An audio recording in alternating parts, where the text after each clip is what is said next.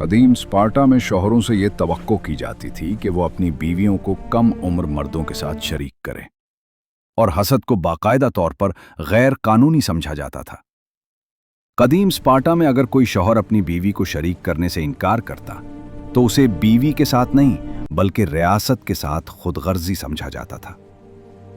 ये तारीख की उन सबसे ज्यादा बेचैनी पैदा करने वाली सच्चाइयों में से एक है, इस तहजीब के बारे में जिसे आज हम एक मिसाली जंगजू मुआशरा समझते हैं। इसका जिक्र कदीम दुनिया के दो मोतबर तरीन मुअर्रिखीन प्लूटार्क और ज़ेनोफोन ने किया है। यह निज़ाम यूं काम करता था। स्पार्टा में शादी का ताल्लुक मोहब्बत, रफाकत या ज़ाती खुशी से नहीं था।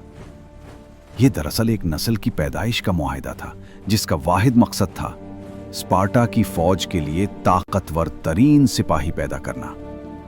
अगर कोई उम्र रसीदा शौहर अब इस फरीजे को पूरा करने के काबिल न रहता तो उससे समाजी तौर पर और बाज़ सूरतों में कानूनी तौर पर यह तवक्को की जाती थी कि वो अपनी बीवी के लिए किसी कम उम्र सेहतमंद मर्द का इंतखाब करे ताकि वो औलाद पैदा करे।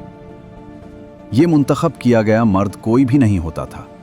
इसका इंतखाब जिस्मानी कुव्वत, जंगी कारकर्दगी और नस्ली मजबूती की बुनियाद पर किया जाता था। बीवी की रजामंदी का जिक्र तारीखी रिकॉर्ड में तकरीबन नदारा है। ये इंतज़ाम मर्दों के दरमियान तय पाता रियासत की मंजूरी से और स्पार्टा के बुजुर्गों की निगरानी में।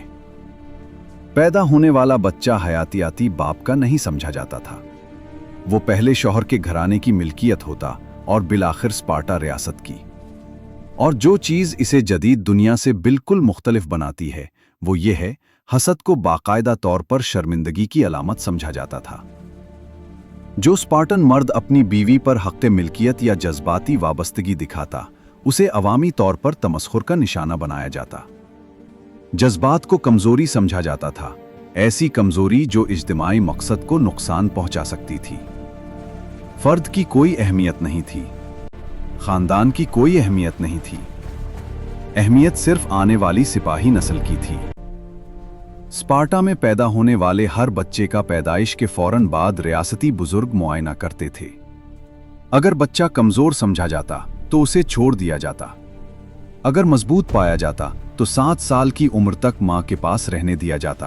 फिर उसे माँ से जुदा करके अगोगे नामी सख्त फौजी तरबियती निज़ाम में दाखिल कर दिया जाता। ये वो तहजीब है जिसे हम आज फिल्मों और मीम्स में रोमानवी अंदाज में पेश करते हैं। जिस जंगजू सकाफत की हम तारीफ करते हैं, इसकी कीमत वो थी जिसका जिक्र शाज़ और नादिर ही किया जाता है।